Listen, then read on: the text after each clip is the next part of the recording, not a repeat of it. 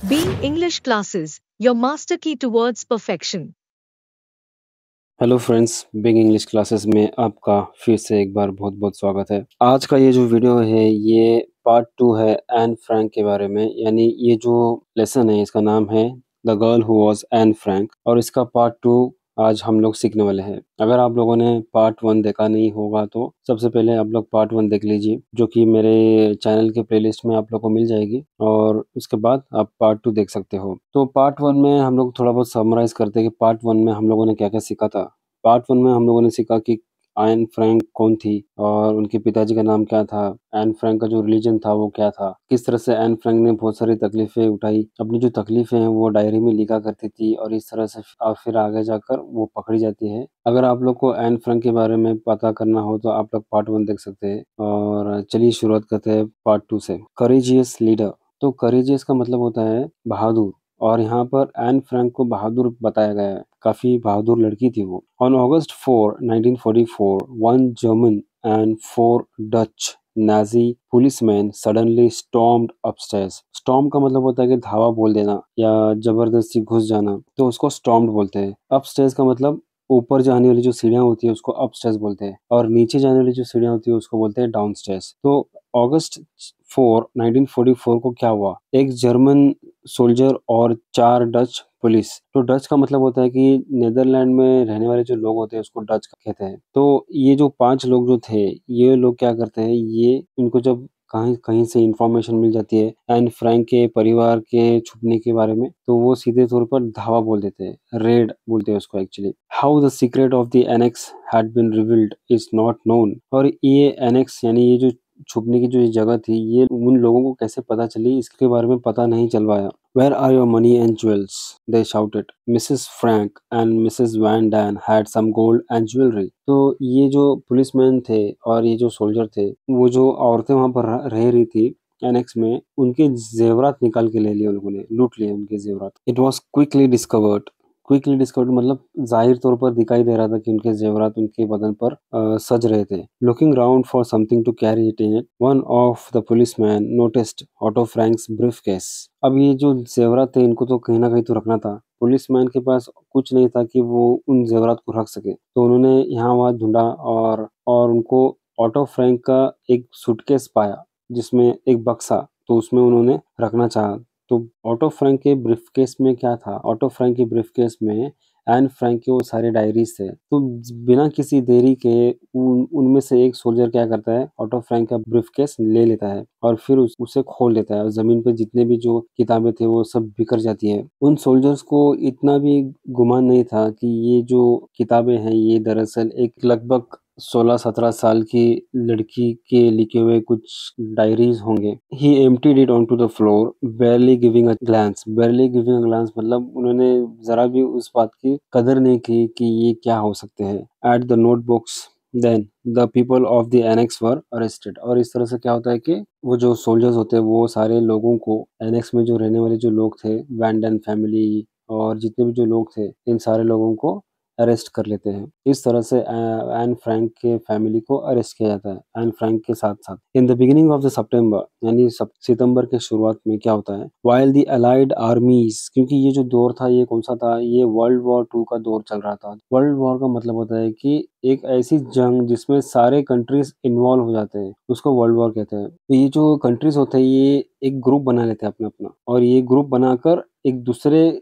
Country के group के साथ में, जो कि वो भी एक ग्रुप ऑफ कंट्रीज होती है, उनके साथ में लड़ते हैं। तो एक ग्रुप जो ये था कि यूनाइटेड किंगडम, यूनाइटेड स्टेट्स और सोवियत यूनियन, जो आज हम लोग रशिया कहते हैं लेकिन उस जमाने में सोवियत यूनियन कहा जाता था उसको। तो ये जो 3 जो बड़े बड़े जो देश थे ये मिलकर दूसरे देशों के साथ में लड़ रहे थे। और नाजी यानी कि ये जो हिटलर के साथ में जो लोग थे ये अलग लोग थे, यानी कि हो सकते हैं जापान और नीदरलैंड, ये जो आसपास के इटली, ये सारे मिलकर हिटलर को सपोर्ट कर रहे थे। तो इसीलिए उसको अलाइड आर्मीज कहा जाता है। अलाइड का मतलब होता है मदद करना, और आर्मीज का मतलब होता है एक आर्मी दूसरे आर्मी को मदद करती है वॉर के वक्त। वॉर रैपिडली, रैपिडली का मतलब होता है तेजी से, अप्रोचिंग द नेदरलैंड्स। तो ये जो अलाइड आर्मी थी हिटलर की, ये क्या कर रही थी, नीदरलैंड को तेजी से कब्जा करते जा रही थी। The Franks and the van Daans and the dentist were carried in the cattle truck to ऑस्विच, the Nazi death camp in southern Poland. कहाँ पर है ये? पोलैंड में। फिर क्या होता है कि जब उनको अरेस्ट किया जाता है तो उनके साथ में क्या किया जाता है, उन सारे लोगों को इस तरह से लेकर जाया जाता है ट्रक में, जैसे कि कोई गाय मवेशी को ले जाया जा रहा हो। तो इस तरह से बुरी तरह से ट्रीटमेंट देकर उनको ले जाया जा रहा था। और कहाँ ले जाया जा रहा था? कॉन्सेंट्रेशन कैंप में। ये कॉन्सेंट्रेशन कैंप के बारे में मैंने ऑलरेडी आप लोगों को बताया है पार्ट 1 में, कि ये एक ऐसी जगह होती है जहाँ पर सारे लोगों को लाया जाता है पनिशमेंट देने के लिए, मारने के लिए खासकर। तो ये पोलैंड में कहाँ पर था? ऑस्विच में था। ये आपको 1 मार्क क्वेश्चन हमेशा आता है। There the Nazis separated Otto Frank from his wife and daughters without giving them time to say farewell। farewell का मतलब होता है अलविदा कहना। तो कॉन्सेंट्रेशन कैंप यानी ऑस्विच पहुंचने के बाद इन सारे लोगों को उतारा जाता है ट्रक में से, और फिर उनको, ऑटो फ्रैंक को उनकी पत्नी और जो बेटियां होती है उनसे अलग किया जाता है। ठीक उसी तरह से दूसरे लोगों के साथ भी किया जाता है। Mrs Frank, Anne and Margot were marched into the women's part of the camp. अब क्या होता है कि मार्गोट, एन और जो पत्नी होती है, ये औरतें होने की वजह से इनको अलग औरतों के सेक्शन में भेज दिया जाता है। मार्च का मतलब होता है यानी चल कर जाना कहीं, उसको मार्च कहते हैं। और ऑटो फ्रैंक को अलग रखा जाता है मेंस सेक्शन में। तो यहाँ पर कॉन्सेंट्रेशन कैंप में हम लोग को क्या पता चलता है कि कॉन्सेंट्रेशन कैंप में औरतों को और मर्दों को अलग अलग रखा जाता है। Where Mrs Frank died from exhaustion. Exhaustion का मतलब होता है थकना, थकान की वजह से और बुरे बर्ताव की वजह से, बुरी कंडीशन की वजह से मिसेस फ्रैंक यानी कि ऑटो फ्रैंक की पत्नी और एन फ्रैंक की जो माँ होती है वो मर जाती है, क्योंकि वो बहुत ज्यादा जुल्म होने की वजह से वो मर जाती है।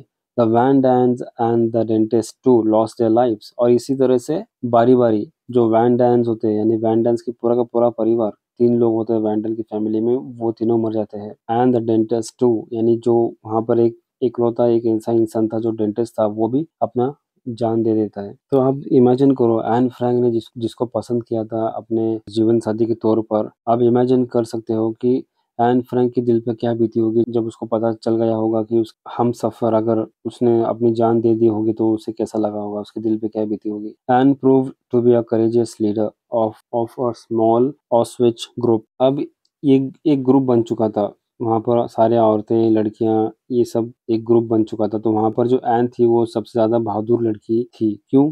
क्योंकि उसने when there was nothing to eat, she dared to go to the kitchen to ask for food। और इन लोगों को ऐसा भी नहीं था कि जेल में इनको खाना दिया जा रहा हो, ये सब चीजें। वहाँ पर उनको तड़पा तड़पा कर भूखमरी से मार दिया गया था। कुछ लोगों को बिना खाना दिए इस तरह से तड़पा तड़पा कर, बिना किसी पानी के, इस तरह से उन लोगों को तड़पा तड़पा कर मारा। और कुछ लोगों को गन पॉइंट पे यानी सामने खड़ा कर कर मशीन गन से मार दिया था। तो एन फ्रैंक काफी बहादुर लड़की थी। उसने अपनी हिम्मत जुटाकर किचन में चले गई और वहां पर उसने खाना मांगना चाहा। उस जमाने में इतनी बहादुरी करना ये काफी बड़ी बात थी एन फ्रैंक के लिए। शी कॉन्स्टेंटली का मतलब होता है बार बार, told Margot never to give in का मतलब हार नहीं मानना। एन फ्रैंक के बहादुरी के बारे में एक और बात हमें पता चलती है, क्योंकि एन फ्रैंक जो थी वो अपनी बड़ी बहन मार्गोट को हमेशा कहा करती थी कि हार नहीं मानना चाहिए। Once she passed hundreds of Hungarian Jews children. Hungary एक देश है, वहां पर रहने वाले जो यहूदी लोग थे उनको भी लाया गया था वहां पर। ये जो छोटे छोटे यहूदी बच्चे थे उनको एक लाइन में खड़ा किया गया था, ऐसी जगह खड़ा किया गया था जहां पर बारिश ज्यादा हो रही थी। बारिश की जो बूंदे थी वो काफी ठंडी थी, क्योंकि वो जो जमाना था वो ठंडी का जमाना था। Waiting to be led to the gas chamber, यानी कि वो अपनी राह देख रहे थे गैस चैम्बर में जाने के लिए। क्योंकि जो हिटलर था वो क्या करता था, एक अलग तरह का गैस चैम्बर बनाया था उसने, यानी 4 दीवारी बनाई थी जिसमें सारे लोगों को डाला जाता था और फिर एक जहरीली गैस छोड़ी जाती थी, जिसकी वजह से सारे लोग मर जाते थे। Unable to grasp the horrors inflicted upon them in the world of adults. अब क्या होता है कि जैसे कि मैंने आपको बताया, जो एन फ्रैंक थी इन सारे बच्चों के सामने से जब वो गुजरती है, जब वो बच्चों की ऐसी हालत देखती है तो काफी दर्द होता है उसके दिल में, एन फ्रैंक के। और वो जो बच्चे होते हैं छोटे-छोटे, उनके दिल में एक ख़्याल दौड़ रहा होता है कि ये जो इंसान है, बड़े जो इंसान है, अडल्ट यानी कि जो बड़े लोग हैं, इनको ये बात समझ में नहीं आ रही थी कि इन बड़े लोगों की दुनिया में हम लोगों ने ऐसा क्या किया है कि हमें इस तरह से खड़ा किया गया है। वो look their eyes she whispered, whispered का मतलब होता है धीरे से कहना। वो कह रही थी अपनी बहन को कि ज़रा देखो उनकी आँखों में कितना दर्द है। Later in the autumn she and her sister were transported to another camp. अब क्या होता है कि इनमें से जो एन फ्रैंक और मार्गरेट होती है, इनको अब अलग कैंप में भेज दिया जाता है, यानी ऑस्विट्ज़ से कहीं और ट्रांसपोर्ट यानी ट्रांसफ़र किया जाता है, बेल्सेन। और वो जो जगह है जहाँ पर उसे अलग कैंप में भेजा जाता है, उस कैंप का नाम होता है बेल्सेन। तो एग्ज़ाम में क्वेश्चन इस तरह से आ सकता है कि फर्स्ट कैंप जो था वो ऑस्विट्ज़ में था, सेकंड कैंप कहाँ पर था? बेल्सेन में था। अब ये बेल्सेन कहाँ पर था? ये बर्लिन और हैम्बर्ग के बीच में था। बर्लिन और हैम्बर्ग भी एक जगह का नाम है। A close friend saw her there. अब उसकी एक और काफ़ी ख़ास यहूदी दोस्त थी एन फ्रैंक की, वो भी वहीं पर थी, जो उसकी जिगरी ख़ास दोस्त थी। वो जब एन फ्रैंक को देखती है, तो वो बताती है कि cold and hungry, her head shaved and her skeleton-like form draped in the coarse, shapeless, stripped garb of the concentration camp. N Frank के हुलिये के बारे में बताती है उसकी दोस्त कि मैंने जब मेरे फ्रेंड को देखा, एन फ्रैंक को, तो पाया कि वो ठंड से काफ़ी जम चुकी थी। ठंड और भूखमरी की वजह से काफ़ी थरथरा रही थी वो। हर हेड शेव्ड, एन फ्रैंक के जो बाल पूरी तरह से उसे निकाल दिए थे और उसको टकला किया गया था। And her skeleton-like formed draped in the coarse, shapeless, stripped garb of the concentration camp. दरअसल बोलने का मतलब ये है कि एन फ्रैंक के सारे कपड़े उतार दिए गए थे और एन फ्रैंक को टाइफाइड हो चुका था उस वक्त, और इस वजह से उसका जो शरीर था वो कमजोर होते जा रहा था। इस हद तक उसका शरीर कमजोर हो चुका था कि एक मानो एक चलता फिरता स्केलेटन हो, हड्डी का कंकाल हो। एन फ्रैंक के शरीर पर जो हड्डियां थी वो आसानी से गिनी जा सकती थी, इस तरह से उसकी हालत हो चुकी थी। तो आप अपने सामने इमेजिन करो कि एन फ्रैंक को कितना दर्द महसूस हुआ होगा, जहाँ उसे खाना नहीं मिल रहा होगा, और तो और जो ठंडी की जो मार होती है भूखमरी में, वो काफ़ी दर्दनाक होती है। She was pitifully weak, pitifully मतलब इस तरह से कमज़ोर हो चुकी थी कि अगर कोई उसे देख भी ले तो उसे उस पर दया आ जाए। हर बॉडी रैक्ड, रैक्ड मतलब टाइफाइड के शिकंजे में आ चुकी थी। Body racked by typhoid fever. Typhoid fever काफ़ी दर्दनाक होता है। अगर इसका इलाज सही वक़्त पर नहीं किया गया तो ये जानलेवा भी हो सकता है। और वो जो ज़माना था उस वक़्त का, तब टाइफाइड का तो कोई इलाज मौजूद नहीं था, और तो और बात ये थी कि कंसंट्रेशन कैंप में कौन एन फ्रैंक का इलाज करेगा, क्योंकि उनको तो वैसे भी वहाँ पर मारने के लिए लाया गया था। शी डाइड अर्ली इन मार्च 1945।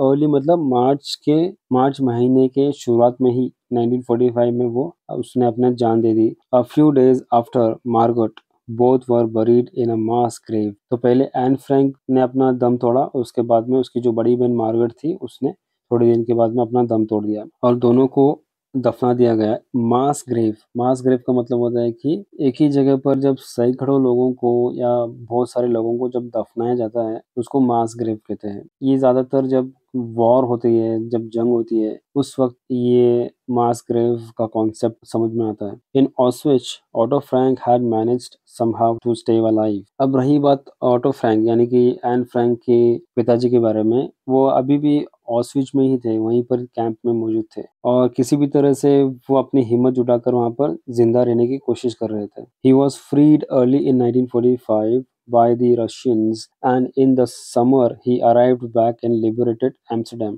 और कुछ किस्मत थे ऑटो फ्रैंक की, रशिया जो था उसकी दुश्मनी थी हिटलर के साथ में, यानी नाजी लोगों के साथ में, और फिर वो ऑस्विट्ज़ पे कब्जा करके रशियन जो थे वो एन फ्रैंक के पिताजी को वहां से आज़ाद करते हैं। आज़ाद होने के बाद वो फिर से वहीं चले जाते हैं, Amsterdam. A friend had told him that his wife had died but he kept on hoping that Anne and Margaret would return. After 6 weeks of waiting he met someone who had to tell him that both had perished। आज़ाद होने के बाद जब वो Amsterdam की गलियों में घूम रहे थे, तब उनकी मुलाकात अपने एक दोस्त से होती है जो उन्हें उनकी पत्नी, ऑटो फ्रैंक की जो पत्नी थी, उनके बारे में बताता है कि उनकी पत्नी की मौत हो चुकी है। लेकिन ऑटो फ्रैंक को एक ऐसी उम्मीद थी कि शायद उनकी बेटियां जिंदा हो, लेकिन थोड़े दिनों के बाद यानी 6 weeks यानी कि 6 हफ्तों के बाद पता चलता है कि उनकी भी खबर मिलती है ऑटो फ्रैंक को कि दोनों बेटियां मर चुकी हैं। It was only then that Miep his former typist handed him Anne's diary, और उसके बाद ही उसके कुछ दिनों बाद जो मियप जो थी, वो टाइपिस्ट जो ऑटो फ्रैंक को खाने पीने की चीजें लाया करती थी एनेक्स में, वो फिर क्या करती है, वो एन फ्रैंक की जो डायरीज थी उसने संभाल कर रखे थे, वो ऑटो फ्रैंक को देती है। फॉर्मर का यहाँ पर मतलब होता है कि वो एक जमाने में टाइपिस्ट रहा करती थी ऑटो फ्रैंक की, लेकिन अब नहीं है, तो उसको फॉर्मर बोलते हैं। Mission in life, Otto Frank की मिशन के बारे में बात चल रही है। A week after the Frank family had been arrested. अब ये फ्लैशबैक में जा रहे हैं हम लोग। ये जो पैराग्राफ है, फर्स्ट पैराग्राफ जो है, ये फ्लैशबैक में। अब फिर से हम लोग वो दौर के बारे में बात करेंगे जब उन्हें अरेस्ट किया गया था। अ वीक आफ्टर यानी एक हफ्ते के बाद में क्या हुआ, एन फ्रैंक और एन फ्रैंक की फैमिली को अरेस्ट करने के बाद क्या हुआ। A week after the Frank family had been arrested, Miep had boldly का मतलब होता है हिम्मत जुटाकर, return to the annex. A heap of paper lay on the floor. Heap का मतलब होता है कागजों का ढेर। अब क्योंकि आप लोग को तो पता है कि जो सोल्जर्स थे वो ढाबा बोल देते हैं, और किस तरह से वो वहाँ पर एनेक्स में जो चीजें होती है उथल पुथल करते हैं। इस वजह से क्या होता है कि पूरी तरह से सामान बिखरा हुआ होता है वहाँ पर। तो उसके एक हफ्ते के बाद में मियप जो होती है वो किसी तरह से हिम्मत जुटाकर वो फिर से वहीं जाती है जहाँ से ऑटो फ्रैंक को अरेस्ट किया गया था। और वहाँ पर जाने के बाद में उसे एन फ्रैंक की जो डायरीज थी वो जमीन पर गिरे हुए, वो उसे उठा लेती है। उन सारी डायरीज को उठाकर वो अपने पास रख लेती है, लेकिन वो उसे पढ़ती नहीं है। Miep recognized Anne's handwriting and decided to keep the diary but not to read it. Had she read it, she would have found detailed information on the help she and other people had given the Frank family at the risk of their own lives. And she might well have decided to destroy the diary for reasons of safety. इसका मतलब ये होता है कि जो मियप थी, जो auto Frank की जो टाइपिस्ट थी, उसने उन सारे डायरीज को अपने पास रख लिया, लेकिन उसने कभी एन फ्रैंक की डायरी को पढ़ना नहीं चाहा। ऐसा कहा जाता है कि अगर मियप ने एन फ्रैंक की डायरी को पढ़ लिया होता तो शायद वो एन फ्रैंक की डायरी को निस्तनाबूद कर चुकी होती, क्योंकि एन फ्रैंक ने मियप का भी जिक्र किया था उसके अंदर कि मियप ने किस तरह से छुप कर ऑटो फ्रैंक को मदद की थी। तो अगर ये मियप को पता चलता तो शायद मियप वो सारी डायरीज को फाड़ देती थी अपनी सेफ्टी के लिए। It took Otto Frank many weeks to finish reading what his dead child had written.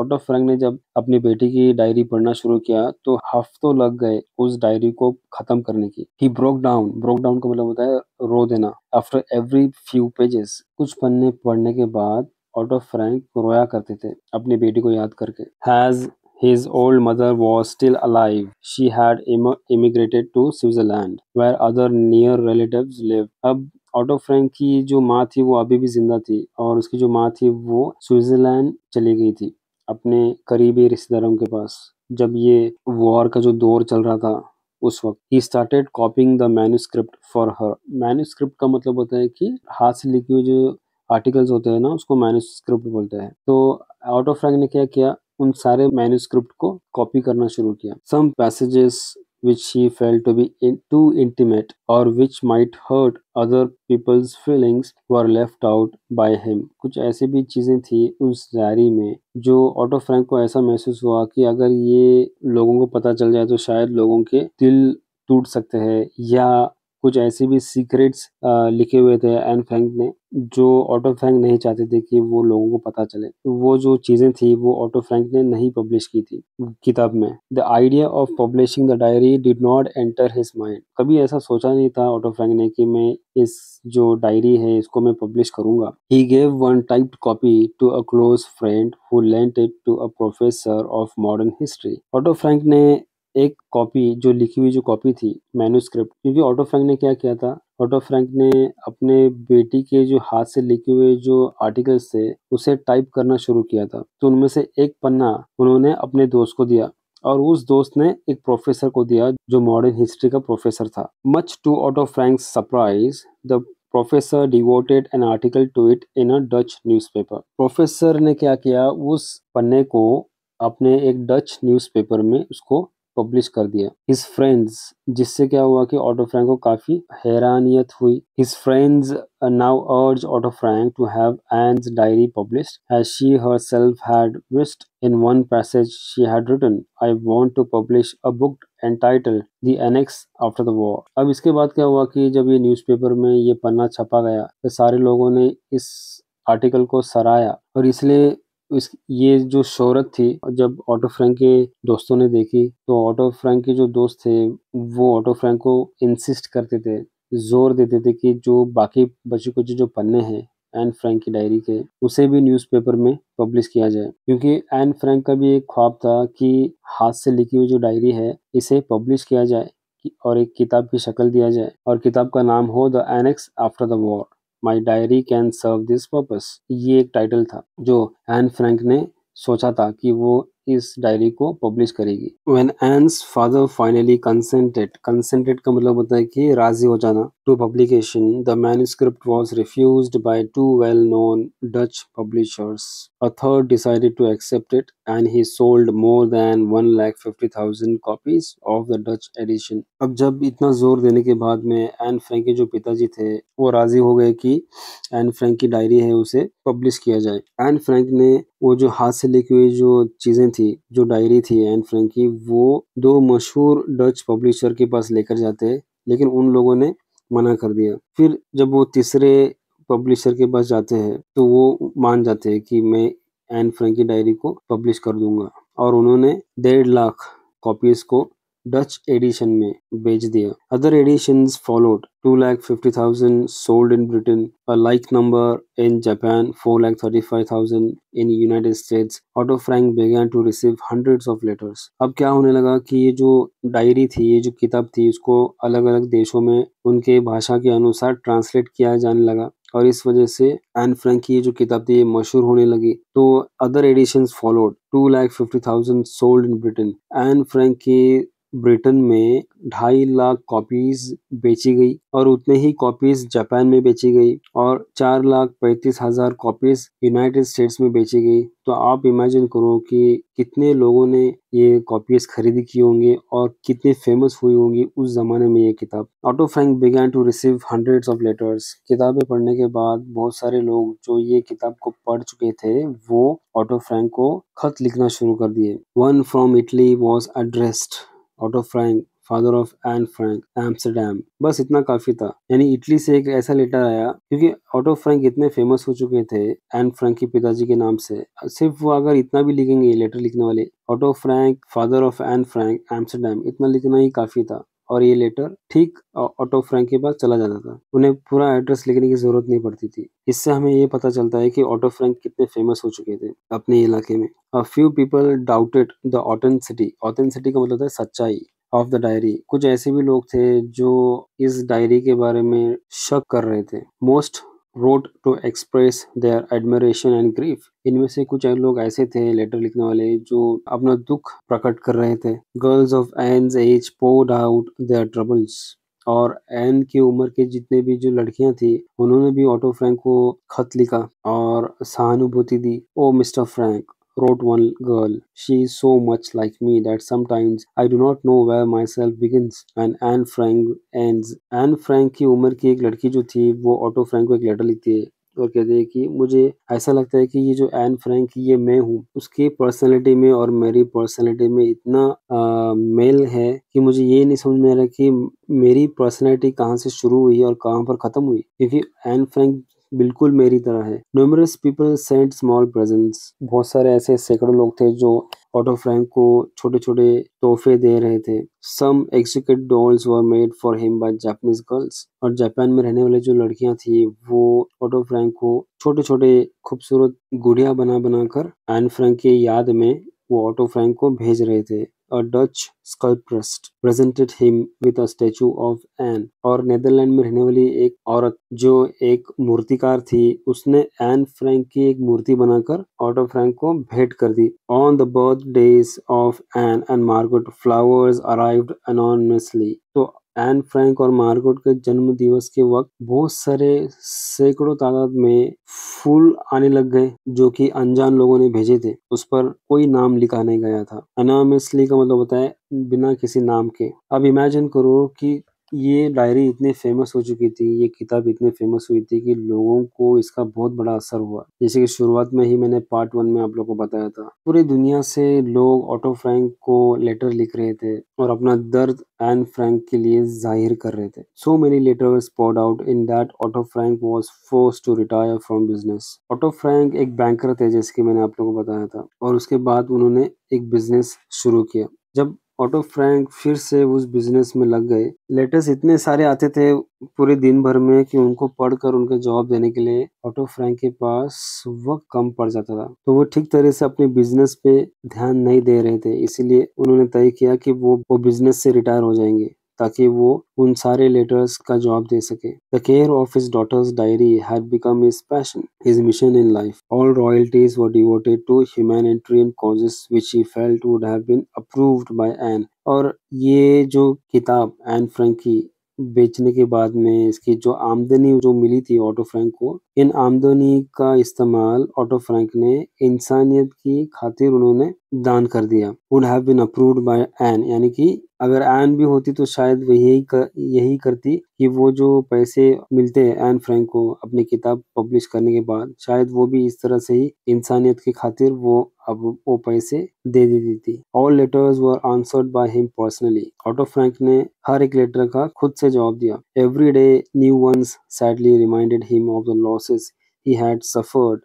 but he felt that there was truth and consolation in what the headmistress of one of the England's largest schools wrote to him. हर एक दिन, हर रोज और हर एक letter जब auto Frank को मिलता था, वो N Frank की याद दिलाया करता था। तो इस तरह से ऑटो फ्रैंक पूरी तरह से टूट चुके थे, अपने परिवार को खोकर, अपनी बेटी को खोकर। इन सारे खतों में से एक खत ऐसा आया था जो कि इंग्लैंड की एक सबसे मशहूर स्कूल की जो हेड मिस्ट्रेस थी, उन्होंने लिखा था ऑटो फ्रैंक को। It must be a source of deep joy to you in all your sorrow to know that and brief life is in the deepest sense only just beginning। ये जो line लिखी हुई है ना head mistress की, ये काफी deep है, काफी गहरी है। तो कहती है कि तुम्हारे इन सारे दर्द में ये जो लाइन है शायद तुम्हें थोड़ी बहुत खुशी दे दे। ये जानकर तुम्हें खुशी होगी कि एन फ्रैंक की ये छोटी सी जो जिंदगी थी, ये अपने आप में एक शुरुआत थी।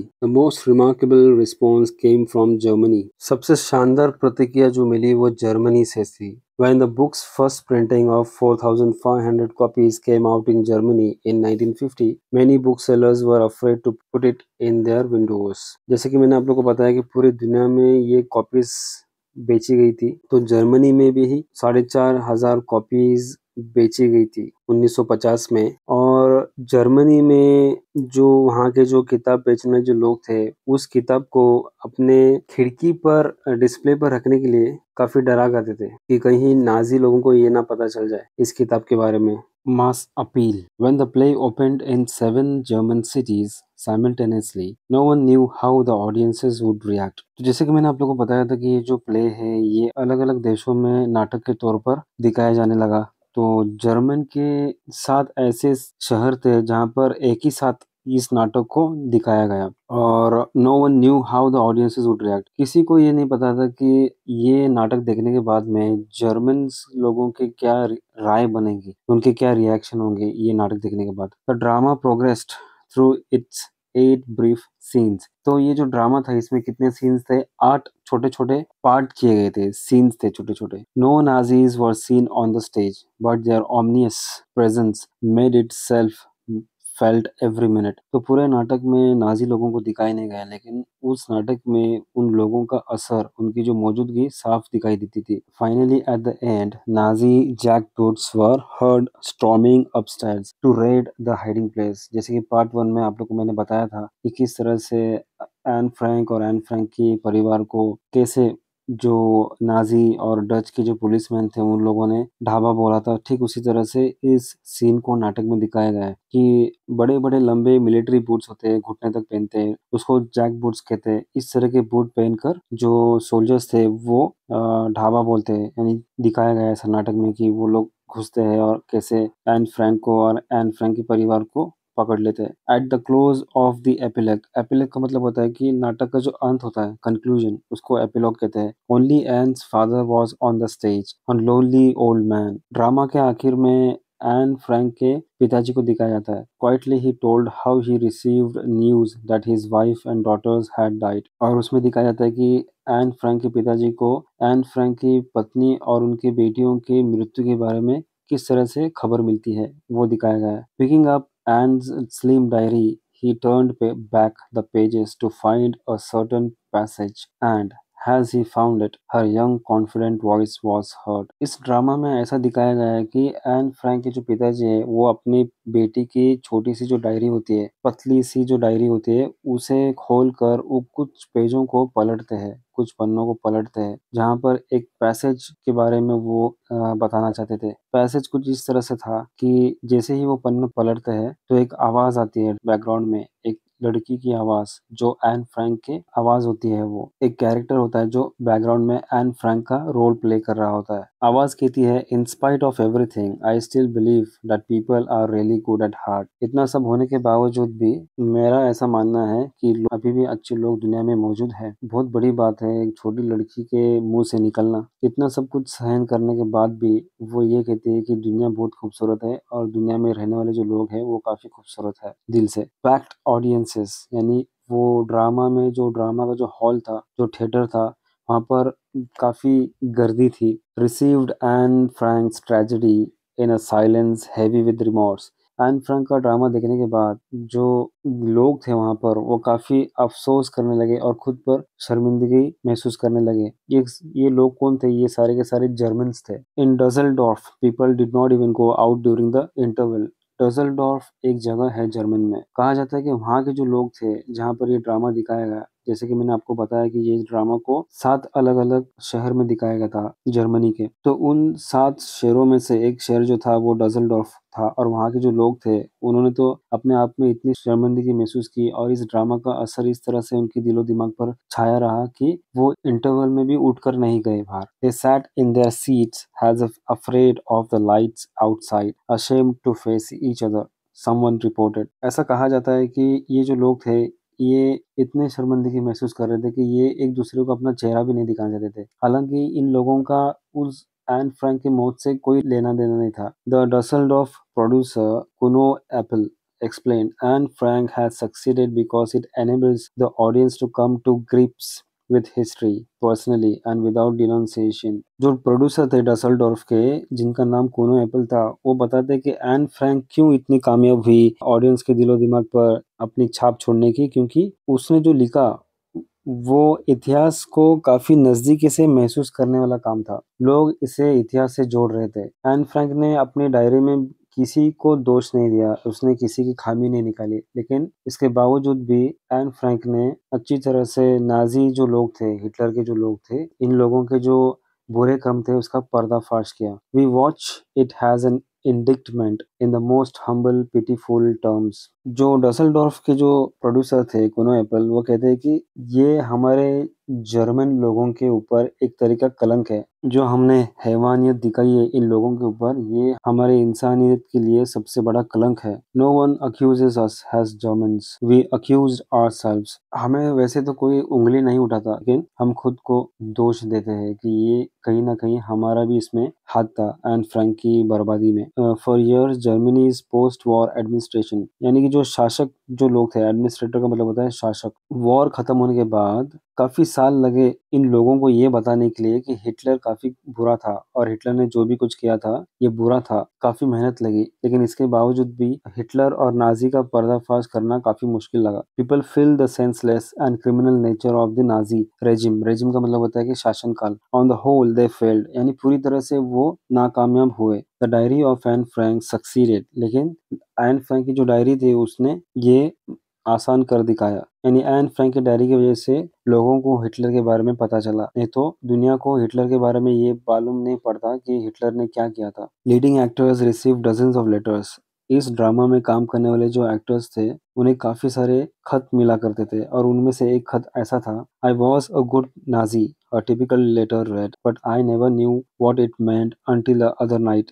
यानी पिछली रात के बाद ही मुझे पता चला कि एक्चुअली नाज़ी है क्या? मैं तो बहुत अच्छी नाज़ी थी, यानी मैं नाज़ी को बहुत अच्छा मानती थी और उनके जो उसूल थे उनको मैं अच्छा मानती थी। लेकिन मुझे अब समझ में आया कि पिछली रात मैंने जब ये ड्रामा देखा तो मुझे समझ में आया कि एक्चुअली ये जो है ये क्या है? इसकी सच्चाई मुझे पता चली। German school children sent Otto Frank letters signed by entire classes telling him that Anne's diary had opened their eyes to the viciousness. Viciousness का मतलब होता है क्रूरता of racial persecution यानी जातीय अत्याचार। जर्मन में जितने भी स्कूल्स थे वहाँ के जो बच्चे थे वो ऑटो फ्रैंक को लेटर लिखते हैं और पूरी क्लास एक साथ साइन करके एक लेटर लिखती है और ऑटो फ्रैंक को ये बताते हैं कि हमें एन फ्रैंक की डायरी पढ़ने के बाद समझ में आया कि जातीय अत्याचार क्या होता है और इसकी जो क्रूरता है, इसकी जो हैवानियत है, आज हमें समझ में हमारे आंखें खोल दी एन फ्रैंक की डायरी ने। इन वेस्ट बर्लिन ये भी एक जर्मनी का शहर है। तो जहाँ-जहाँ कहीं ये ड्रामा दिखाया गया वहाँ के लोगों की ये प्रतिक्रिया है। In West Berlin an Anne Frank home was opened यानी एन फ्रैंक के नाम पर एक संस्था खोली गई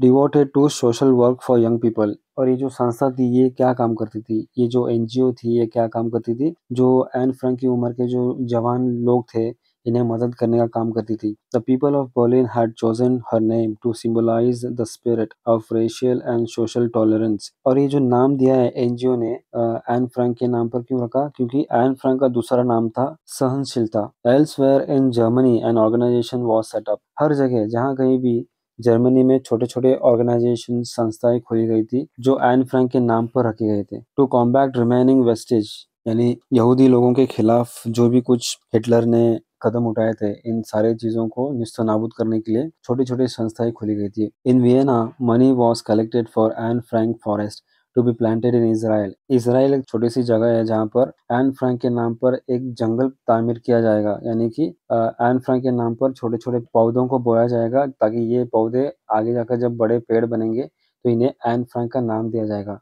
यानी इस जंगल को एन फ्रैंक के जंगल कहा जाएगा। इन मार्च 1957 अ हैम्बर्ग स्टूडेंट, हैम्बर्ग का एक जगह का नाम है, वहाँ का एक स्टूडेंट था। A Hamburg student suggested that flowers should be laid on the mass graves on Bergen Belsen where Anne Frank had found her last resting place. तो हैम्बर्ग का एक स्टूडेंट था, उसने 1957 में एक मशवरा दिया कि हमें क्या करना चाहिए, हमें वर्जिन बेल्सन जाना चाहिए और वहाँ पर एन फ्रैंक के साथ साथ जितने भी कब्र है उन पर हमें फूल चढ़ाना चाहिए, उन पे फूल रखना चाहिए। More than 2000 young people ईगरली answered इस अपील और इस रिक्वेस्ट को 2000 से ज्यादा जवान लोगों ने अपनाया और इस पर अमल किया। Hundreds pedalled on bikes 120 kilometres in lashing rain और मूसलाधार बारिश में 120 किलोमीटर दूर जाकर साइकिल से सैकड़ों लोग वहां पर पहुंचे। वो जो जगह थी वहां पर पहुंचकर उन्होंने ये काम को अंजाम दिया, यानी वहां पर जाकर कब्रों पर उन्होंने फूल चढ़ाया एन फ्रैंक की याद में। Standing in front of one of the mass Graves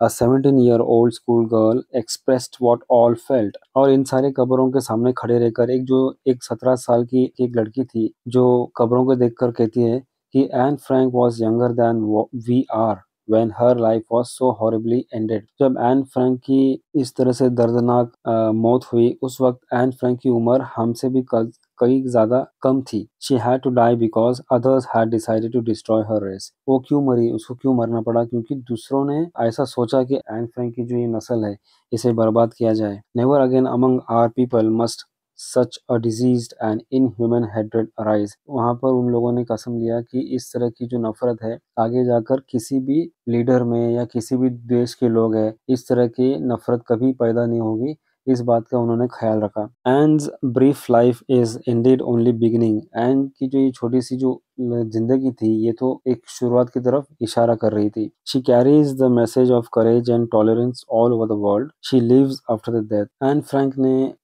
हमें एक मैसेज दिया है और ये मैसेज था करेज एंड टॉलरेंस यानी बहादुरी और सहनशीलता का एक मैसेज था कि हमें क्या होना चाहिए, हमें बहादुर होना चाहिए, साथ साथ हमें हमारे में सहन करने की ताकत भी होनी चाहिए। और ये जो मैसेज था ये पूरी दुनिया के लोगों के लिए था। She lives after death. Anne Frank जो है ये अपनी मौत के बावजूद जिंदा है लोगों के दिलों में। और इसी के साथ ये जो लेसन है ये पूरा हुआ। उम्मीद करता हूँ आपको ये वीडियो पसंद आया होगा और अगर आपको पसंद आया हो तो लाइक शेयर और सब्सक्राइब कीजिए और बने रहे बीइंग इंग्लिश क्लासेस के साथ में। Thank you very much.